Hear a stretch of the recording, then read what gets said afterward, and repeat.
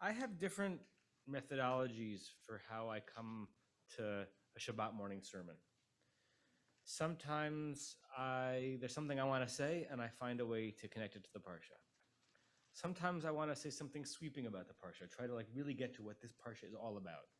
And then sometimes I go touring, and I start looking at the parsha until a word or a phrase or idea catches my mind, and I go down a rabbit hole and I see if there's something there. And if there's something isn't there, I go back up and I go to the next one. And then there will be a teaching that will organically emerge from a particular curiosity I find in the verse. And I don't even have a methodology for which of those methodologies I use any particular Shabbat. Sometimes it's just based on what's going on. My methodology for teaching on Shabbat afternoon, for a reason that I can't explain to you, is always the same. It's always in that last category. I never on a Shabbat afternoon have interest in like encapsulating a parsha. I want to do Torah study. And what's Torah study? It's looking at the verses until something catches your eye and explore it with depth. When you go that route into Torah study, sometimes it is easy to forget to pull out and actually ask the larger question as to what's actually going on in the larger sweep of the story.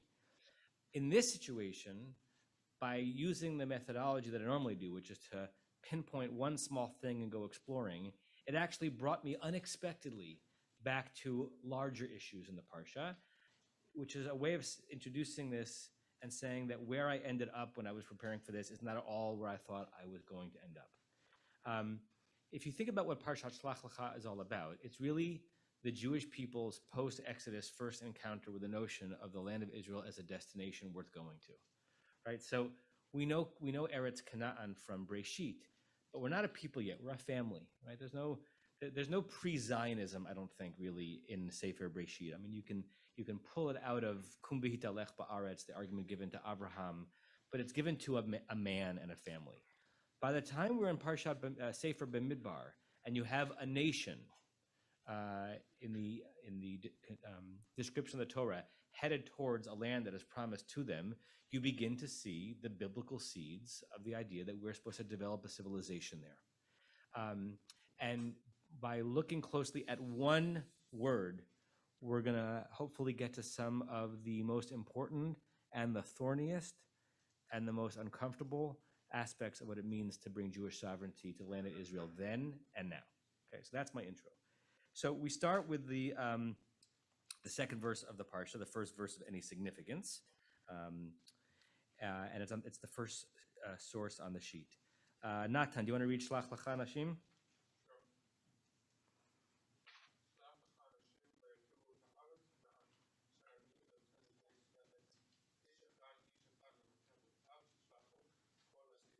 Okay, so the command given to Moshe, Shlach is a root that's pretty simple, to send.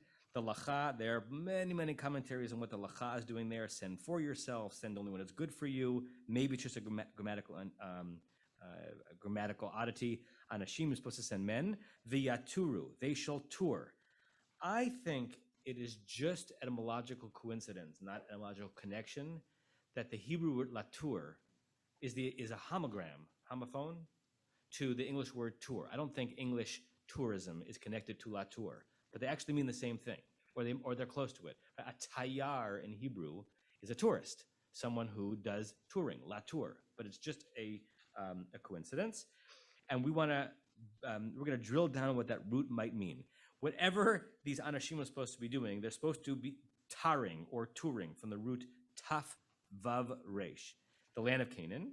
Which land of Canaan? Asher anino tein lebnei Israel, that I am giving to the land to the children of Israel. Understanding it's a present tense verb. And then some other descriptions: ish echad, one person, lematev atav, from the family, the tribe of his father. Tishlachu, you should send one per person. Kol nasi bahem, each one should be a prince. Okay. If we didn't know that vayaturu looked like and sounded like the English word tour, and you knew every other word in the sentence, but you didn't know that one, what would you guess the force of the verb vayaturu is? Send the men to do what to the land of Israel? Spy. Okay, so now go deeper in spy. What does spy mean in that English sentence, Joel? To see what it's like so that we can come in and know what we're up against and whatnot. Okay, so classic spying, right? Going to see how challenging it might be for us to go there and make it our home, right? Which is actually very different than the modern Hebrew tayar, because the modern Hebrew tayar, tourist, that does come from this verb, is not going somewhere to see if they can make it their home. It's the opposite, right? It's going to a place that's not their home so they can just visiting, right? But this vayaturu, perhaps, according to Joel, is implying a going there so that eventually you will not be just visiting, you will be inhabiting. Again, forget everything else you know about the story and just the verse. What else could vayaturu mean if you didn't know what it meant? Divide. Say more about that. Yeah? All right, so if we literally didn't know what the root meant, maybe they're being sent to pre-divide because we know that there are tribes that are going to be sent there and they're going to each have specific sections. Good. What else? Any other possibilities? Scott? Right. If we really didn't know what Vayaturu meant, then perhaps they're on a mission not only to check it out, but to do a pre-conquering. If we knew the Vayaturu was something about looking or espying or investigating, are there any other shades of that meaning that could be implied here? Reconnaissance, surveillance, the topography, right? And we're going to get those details later. The laning that Scott did, it tells us, right? So this word actually is, there's a perush on this word in the verses that follow in the Parsha. But from just the word, it could mean to check out what enemies might be there, to check out the terrain so that we can plan our attack properly. And it could be just to see what it looks like. Okay. Ibn Ezra, who is a grammarian in addition to a commentator, this is what he says. This is the second source. Vayaturu, vayichapsu. So he says, he turns vayaturu. He says, reader, if you don't know that root vayaturu, if you haven't seen the tour buses in Israel with that root all over it, it means vayichapsu. Lechapes means to search. He softens a little bit, right? He says, the only thing vayaturu means is just to seek out, right? It doesn't necessarily mean to seek out in order to conquer. It just means to look closely. But then he gives an interesting proof text or a similarity text. V'chein, this is the same as velo taturu. When I sing it like that, you know where that comes from the third paragraph of the Shema. He says that verb, velo taturu, which we'll look at in a second, is the same as vayaturu. And Ibn Ezra says the taturu there in that section also means to seek out, to look for something which might not be obvious. Let's look at that verse. That is a few chapters later in the Parsha. So it's the same Parsha, but a different section altogether. This is Tzitzit, chapter 15 of Bamidbar, verse 39. V'hayalachem l'tzitzit, these fringes, these should be to you as a fringe. Ureitem oto, you shall look at them. Some people, when they're davening, they take their tzitzit and they put it in front of their eyes in that moment. You're supposed to actually see them. Why are you supposed to look at them? As a reminder. Uzchartem et kol mitzvot Adonai, so you should remember all the mitzvot of God. Vasitem otam, and you shall do them. Velo taturu, you shall not what? Acharei levavchem v'acharei nechem, you shall not what after your heart and your eyes? Follow. But we always, how can we not follow our eyes? What are we not supposed to be doing after our hearts and our eyes in this section? What does the verb mean? Right? We think that the notion is not to desire, right? Like, and acharei, after your hearts and your eyes, asher atem zonim achareihem, which you would be inclined to zonim. Liznot means to do something licentious, something that is not permitted in the interpersonal realm. But the verb literally means don't go seeking for it, right? Or at least as Ibn Ezra is using it. If you stay, I mean, we sometimes laugh at or scorn members of the ultra-Orthodox community who will avert their eyes when they're walking down the street and they're seeing some of the opposite gender, right? Because we live in a society where that's not considered pornographic, that's not considered licentious, that's considered living. But they might be doing exactly what Ibn Ezra says to them doing, is don't go searching after the things, because if you search after them, you might see them, and once you see them, you're going to be inclined to follow them, right? So, lechapes, as he says it means in the verse in Shlakh, is to go searching for something that if you didn't go searching for it, you wouldn't happen on it by itself. you put that back into the original verse, then Ibn Ezra saying they should do that. They should look for the places in the land of Canaan that they're not going to see if, they were just tourists, right? It's interesting. Tourists generally only see the things that are made available to them, right? You ever have an experience with a really good tour guide and then you transcend touring, right? Because you see things that are not visible to the naked eye if you were just doing it on your own. This is one of the possibilities for what Vayaturu might mean. Let me pause here. Questions or comments on what we've done so far? It's going to take some turns. Yes, Warren. And for Zoomers, I'll repeat the question.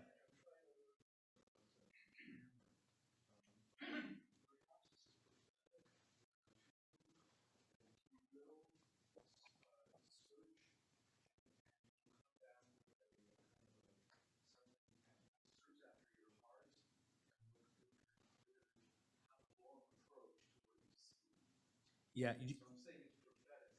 Do you mean in the first verse?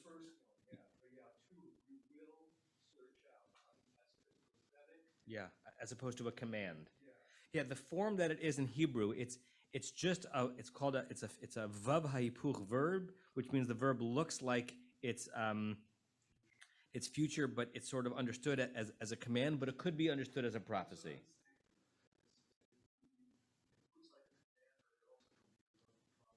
Yeah, good. Anything else so far? Okay, go to the next source. We go from Middle Ages to late 19th, early 20th century, Hamek Davar. Hamek Davar was written by Rabbi Naftali Tzvi Yehuda Berlin, known as the Netziv. He was the Rosh Yeshiva in Volozhin in Lithuania, late 19th century. One of the great one of the great and really digestible commentaries from that generation on Torah. And he also says something on Vayatur Eretz Canaan.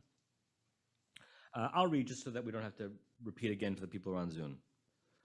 Uva Sefer Dvarim, and in the book of Dvarim, where, chapter 1, verse 24, Ktiv is written, Vayavo ad Nachal Eshkol, they should go all the way to the Wadi of Eshkol, Vayiraglu at Ota. He's going to be comparing the root latur, from which we get the verb vayaturu, to liragel, which is used in that verse. Liragel is related, of course, to the word regel, which means foot, right? Like a aliyat regel is a pilgrimage. But what does it mean to feet a place, to foot a place? We could play around with it. It means to go there by foot, so you're seeing every nook and cranny. But what does the Torah mean when it says that they were supposed to vayiraglu ota, particularly since the spies, scouts in our Parsha, Shlakh, are sometimes referred to in Hebrew as the miraglim, right? The ones who got there by foot. And in modern Hebrew, that is actually a proper word for a spy. So what's the difference? V'chein kativ lahalan, and also it says later on in that same chapter, in the same book, chapter 21, verse 32 of Dvarim, liragel et Ya'azer. They were supposed to go scout out, I translated it here as a spy, a place called Ya'azer. V'hahevdel ben latur, o liragelhu.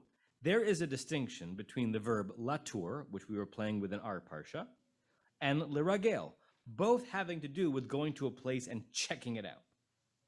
Tehaholech lirot, eze makom tov yoter lichbosh, lichbosh misham, shayach lashon vayaturu. If you're going to see which is the place itself within the whole area they're going to, that might be the proper one to try to conquer, that's Vayaturu. Vayaturu is, I haven't decided even where I'm going to conquer. I know that this whole area is possible, but I'm going to figure out from my Vayaturing, what's the vulnerable spot, what's the weak spot, how can I get in there? Demashma'o, for its meaning is, like Ibn Ezra, mechapes, seek out, meaning you don't know yet. Mechapes eze makom hu atov yoter li'inyano. Which of these potential places to conquer is the best place to achieve that successfully? The ayin, look, he says, Mashagatafti beParshat Tzitzit. He says, I already wrote something similar about this on the same section we looked at before, Parshat Tzitzit, bepasuk v'lo taturu. On the verse v'lo taturu, I didn't bring you what he said there. Masha ein kain, that's not the case. Haholech lamakom yadua.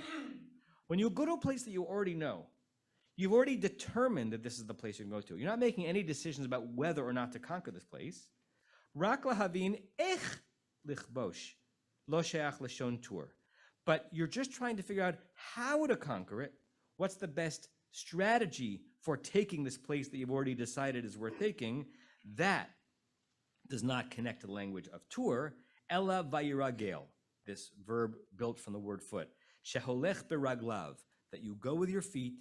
Lirot tchunat zeh hamakom, to figure out the exact nature of the place. You can actually read this commentary in two different ways. In one way of reading it, L'Ragel is a closer look. You've decided you're going to conquer this place. Now you need to know what's the angle of this mountain over there, and how many days is it going to take and how many soldiers is it going to take, and you can only do that by a close look by foot. Whereas Vayatur is I could conquer that area, that area, that area. Well, that one looks better to me from a distance. You could also flip it, right? You could say that in order to know where you're going to make yourself and your armies vulnerable, you need to look at something very, very close up. But once you decided that that is what you're going to conquer, you might be able to figure out how to do it slightly more from a distance. If you pull that reading back into our verse, then what it means is Shlakh anashim bayaturu eretz Canaan, send the men, because they need to figure out on this trip where we're going to enter and which parts of the land of Canaan, right? We think of the land of Canaan as having a map with particular borders, and we get those borders later on in Parshat Dvarim. But now think of the land of Canaan as a borderless region. It's an area, and there's going to be an area within the area that you're going to conquer or try to conquer, call your own. You've got to figure out what that is on this trip, right? It's a very different understanding of Vayaturu. You're not necessarily figuring out, which enemies you're going to meet, but what part of this whole land is worthy of your attention and worthy of your army's attention. Comments or questions on that? Hamek Davar. Okay, so we've got two readings of Vayaturu that are similar to one another with some subtle differences. And now for something completely different. And this is where my own inquiry this week went not off the rails, but took me places I wasn't expecting to go. The Chose of Lublin, the seer of Lublin, he was the great sage of Lublin and the yeshiva that was there, 18th, 19th century. This is what the Chose of Lublin says on Vayaturu. And he's doing something here which is radical grammatically and radical conceptually. It's so radical grammatically that if I try to do it, people say, that's not what the word means. Right? That if I try to do it, they'd say, oh, Rabbi Kligfeld doesn't know Hebrew so well. But when you're the Chose of Lublin, and everyone knows that you do know Hebrew so well, you can say, like the date in the Talmud, I know it looks like it says that. It really means this, okay?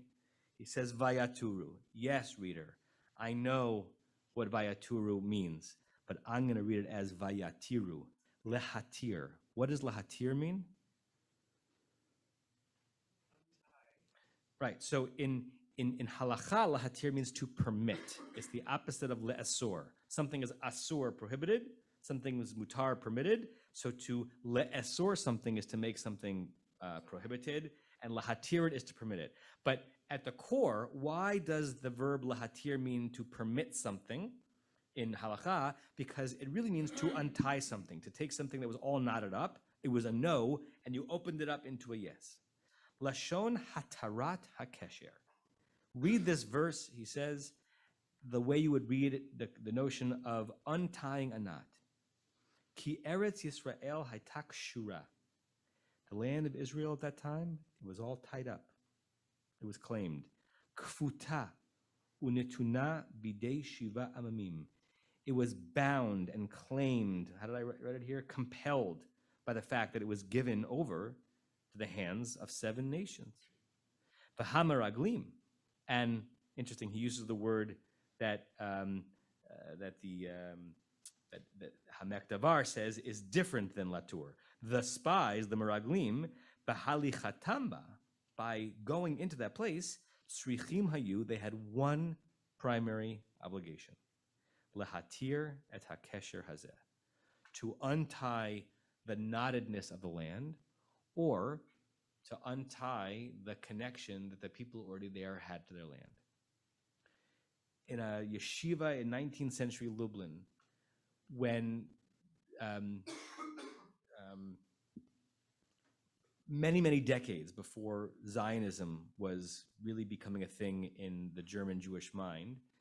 You had a Rebbe who, because he was a religious Jew, had never disconnected his hope and prayer from the notion of returning to the land of Israel, saying something about the original touring of the land of Israel, which is the very thing that weighs so heavily on the notion of modern Zionism, a Zionism which I am extremely committed to. I'm extremely committed to the process that began in Parshat Shlakh and the process that miraculously resulted in the land of Israel in the 20th century. But one of the things that was a knot that needed to be untied as Zionism was becoming a reality in the 19th century, and is still being discussed every single day today, is what do we do about the notion that we can't will away that there were people on the land when we got there in the 19th century. There were people on the land when the scouts got there in Parshat Shlakh, and they were sent by their commander. The commander then was Moshe and God, and the commander in the 20th century were the commanders of the Haganah, to try to loosen the tie that connected the contemporaneous people of that land to the land itself.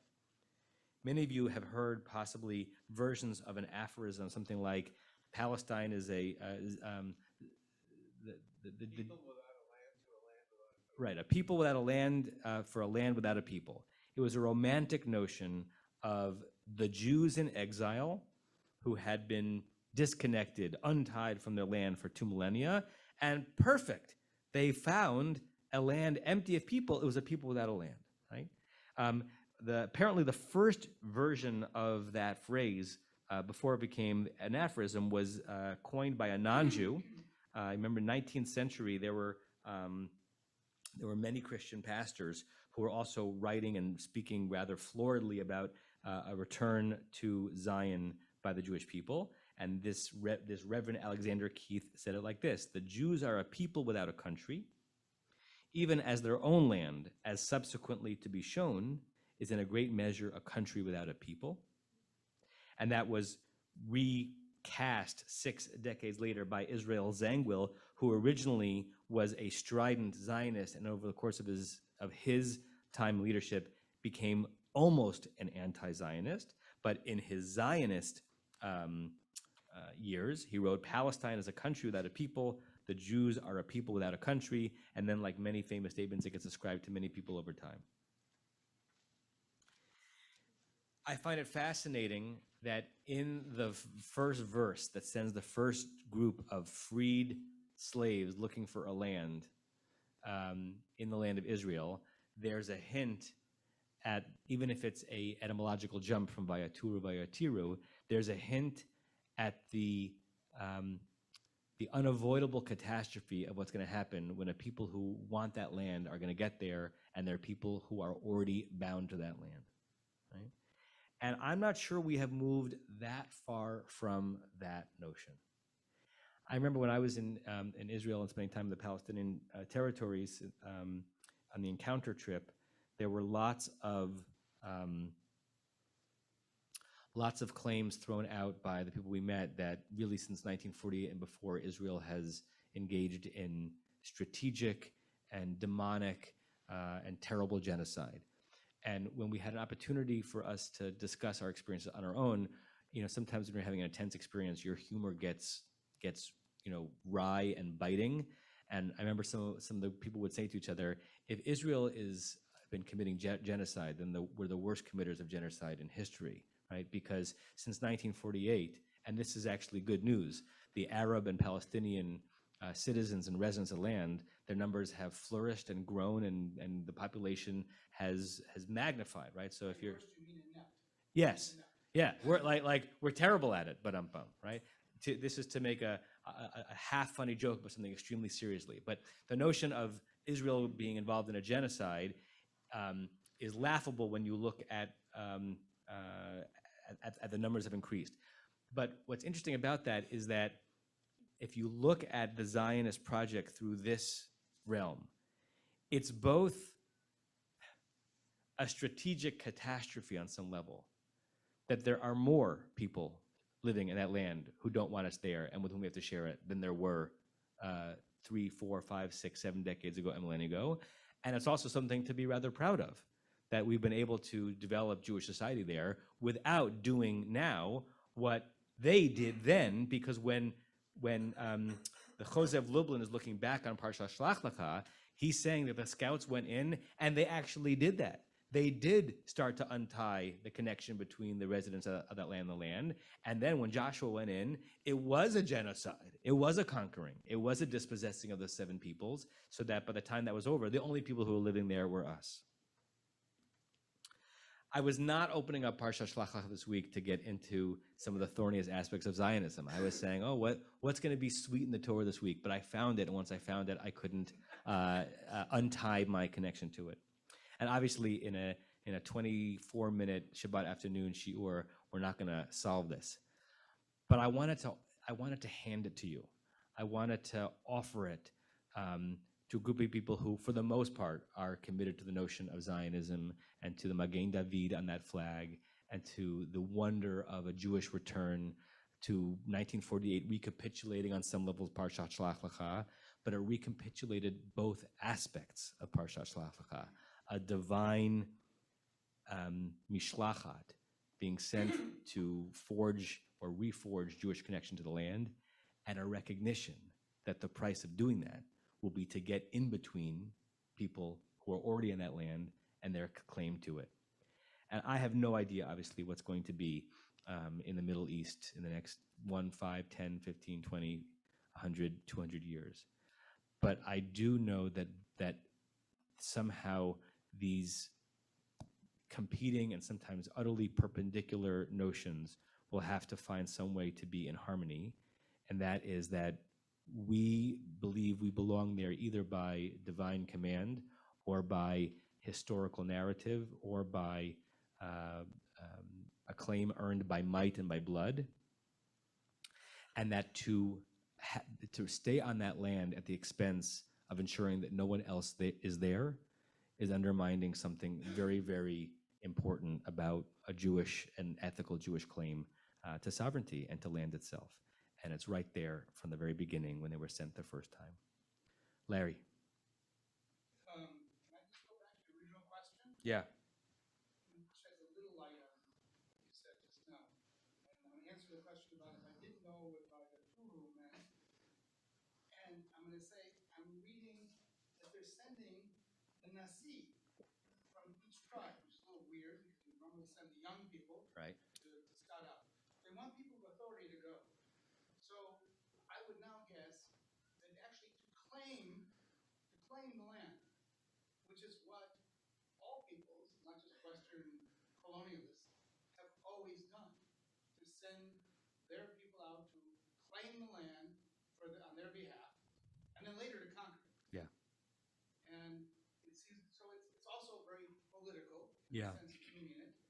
But I think in my defense of partially of what's happened then and what's happened now is that until very recently, this was very natural and normal way in which the world worked everywhere. Right. And every peoples who are said to be, quote, indigenous today were at some point conquerors. Yeah. With maybe some really tiny exceptions. What Larry is saying through on Zoom is that what's being described here and is fraught and is complex is how humanity spread across the globe, right? A claim, and then if there was a resistance to that claim, a conquering or a non-conquering, where it's really impossible to find a place on earth, even though the UN likes to focus on a few cities in Israel. It's hard to find a place on earth where you can't uncover a previous claim or a conquered people. Interestingly, one of the few places on earth where you can, here, right? I mean, I don't think we have a real understanding of a historical process by which the indigenous peoples of America conquered it from previous inhabitants. They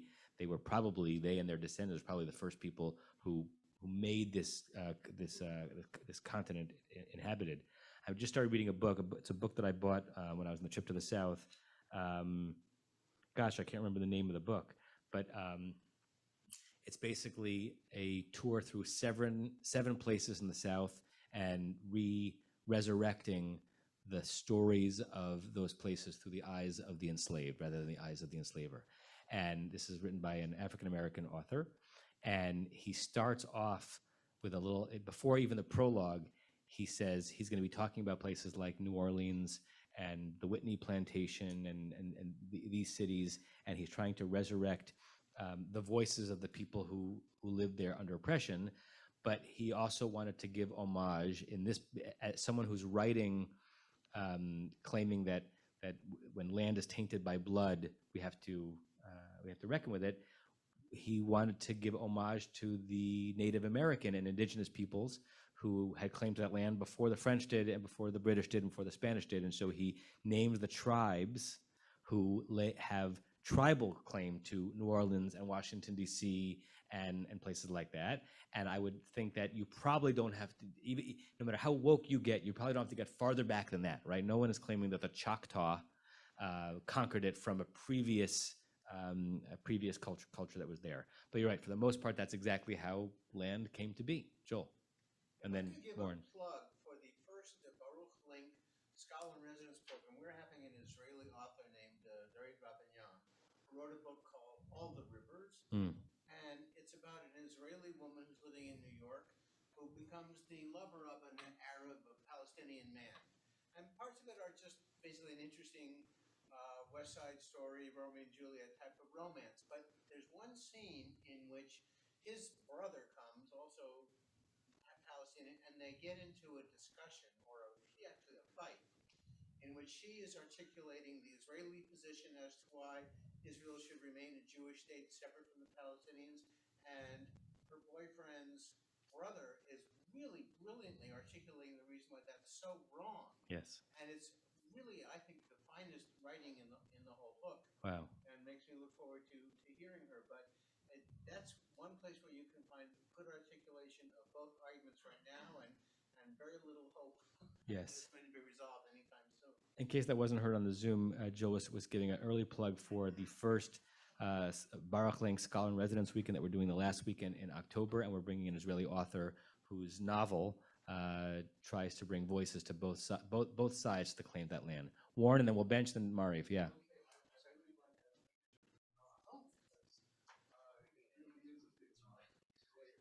Yeah. I think what's if I think about it, what ultimately conquered the Jewish state was like a superpower, right? It was Babylon, Mm-hmm. and then later The Romans.